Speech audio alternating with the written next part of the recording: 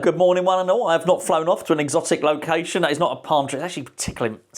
It was tickling me ear. Actually, I'm just in a kitchen with a palm plant. Anyway, match day today.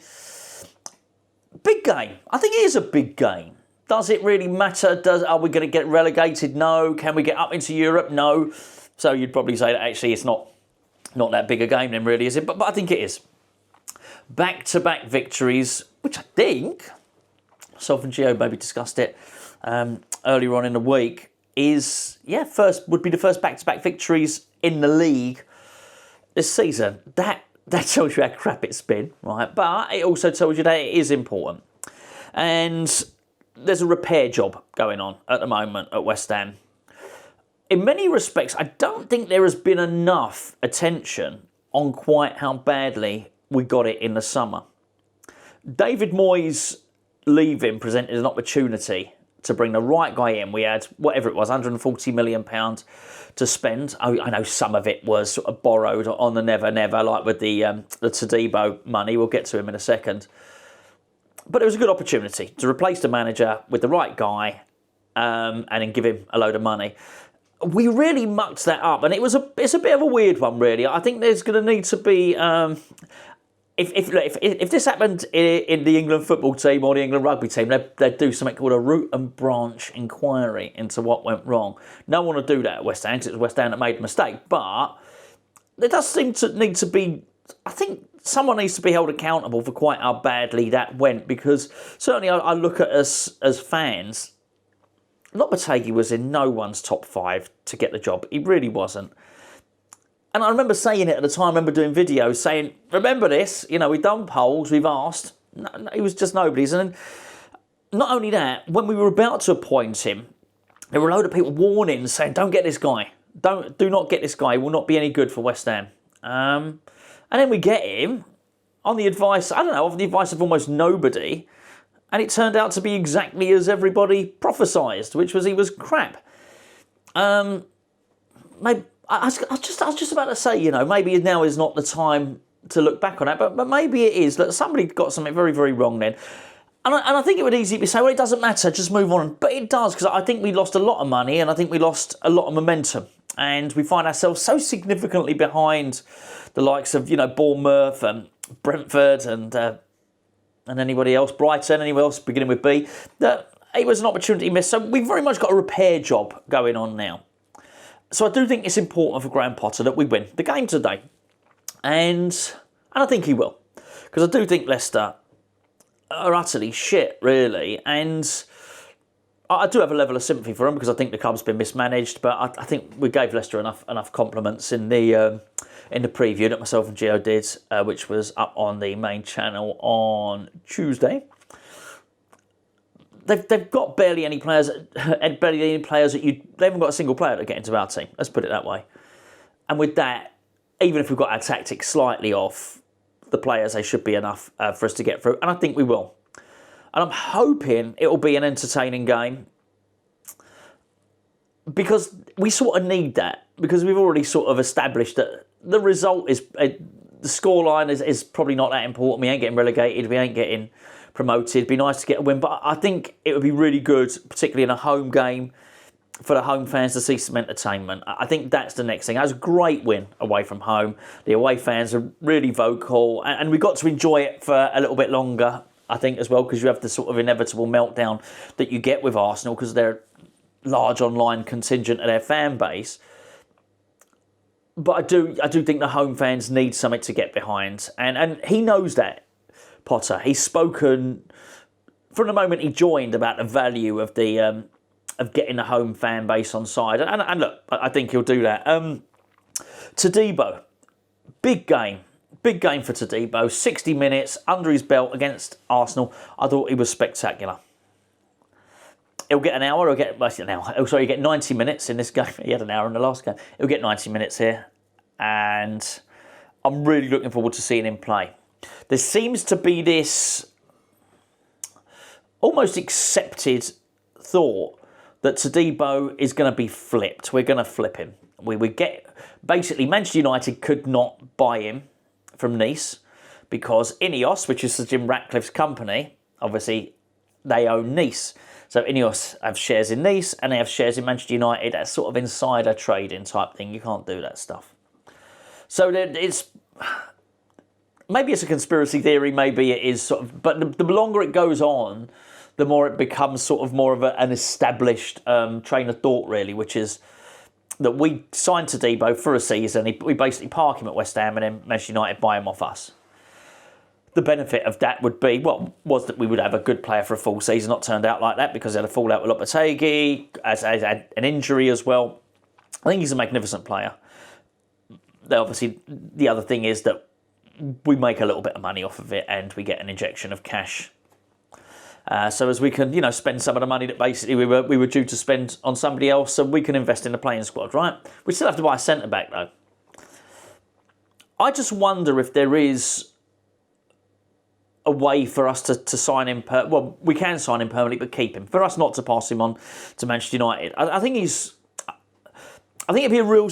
I remember Frankie saying it. Frankie did a video with Gio the other day, and it was actually about Harwood Bellis. And Frankie was saying, wouldn't it be a shame if we didn't get to see him at his best and get to see the very best of him at West Ham before he leaves? I totally agree. I think he could be a brilliant player.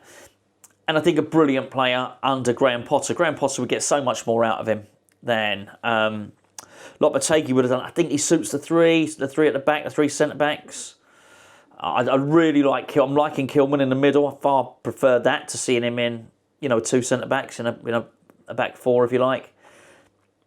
I want to see more of Todibo. I think Todibo's got a calmness. He's got that one commodity that good players seem to have, which is time. He seems to have time on the ball. But when he needs to put the afterburners on, he can do that as well, make the recovery tackle. He didn't sign for Barcelona for no reason, right? He's played for France, played a couple of times for France. Juventus wanted him, Man U wanted him. I know Man U are a bit of a laughing stock at the moment. But it's still a big club that wanted him, right? I think he's got the ability to be a top quality player. And personally, I'd like to keep him. And I do think he's going to... I think he's going to play... Hopefully he'll play well tonight. He needs to stay injury-free, though.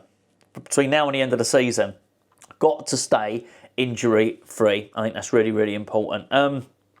Before I talk about the last couple of points, which I wanted to discuss, please make sure that you have downloaded Match Bingo. If you've already downloaded Match Bingo, make sure, I don't know why I'm wagging my finger at you, but make sure, if you've already downloaded it, go and check your account, because you may well find that you have some balance in there.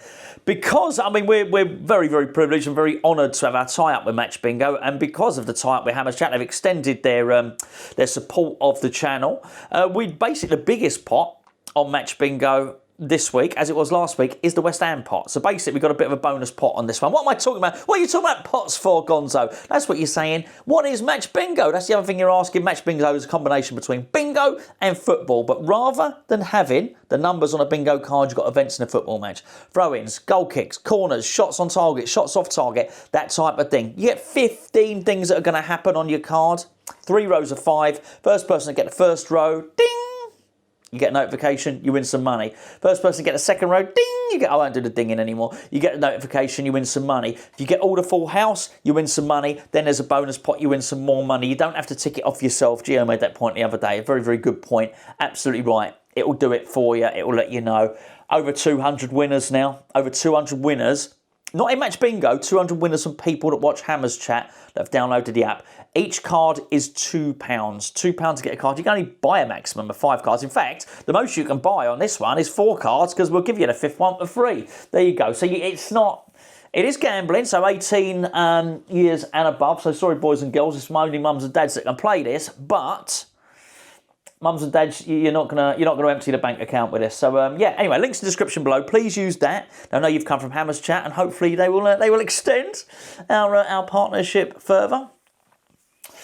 So today, who's getting dropped? Someone's getting dropped. He's going to start Ferguson, right? Would you agree with that? He's going to start Ferguson in this one. Who's getting dropped? Now, when myself and Gio do our preview, it's what we want to see rather than what we think will happen. So I'm going to go with now slightly differently. What do I think? That bloody thing keeps tickling my ear. That bush keeps tickling my ear. What I think will happen? Well, this is interesting. See, I think he plays Alvarez. So I think he's either going to drop Souček or he's going to drop James Ward-Prowse. He can't drop Kudus, right, because he was brilliant against Arsenal. He can't drop Bowen because he's the captain. So if we think he's going to play Ferguson, then Souček or James Ward-Prowse. I'll tell you something. If he does drop Souček and he plays James Ward-Prowse, what a change of fortunes that is. Because there were some people in January saying, why don't we recall him?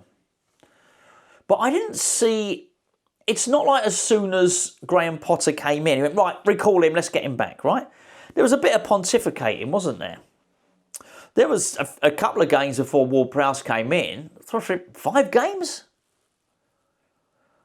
When at least 4 of those, we were down to the bare bones, the absolute bare bones. He probably could have done with another one. There was no talk of bringing Ward-Prowse back. Yet from the very start of the window, Nottingham Forest wanted to send him back. They didn't need him. They were doing well enough, right? And I think if he comes back and he knows what he's getting from him. I think you know what you're getting from Souček, by the way, but he knows what he's getting from Ward-Prowse. I think it's a really, really interesting one. I do think that'd just be a remarkable recovery. And there is something. I know I said it straight. I said it straight away when because they both came back at the same time, which was Ward-Prowse coming back and obviously us signing Evan Ferguson on a loan. I can see a Ward-Prowse assist for Ferguson. Got that in my mind's eye. But wouldn't it be lovely if he broke or equal David Beckham's Premier League all-time free kick record? I think that would be magnificent. And I think he's going to do it.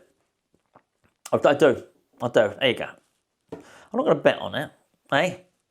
I'm a bit tight, a bit stingy, but I'll bet him. Anyway, I'm going to love you and leave you now.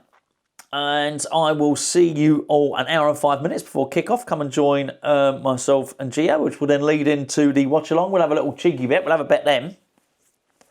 Have a cheeky bet. We'll get all your thoughts. And, yeah, looking forward to it. Another one. It's good. I was looking forward to nothing after that Brentford game. Anyway, that keeps tickling me ear, so I'm going to trim my bush and to stop that from happening. And I will catch up with you hour and 5 minutes before kick-off.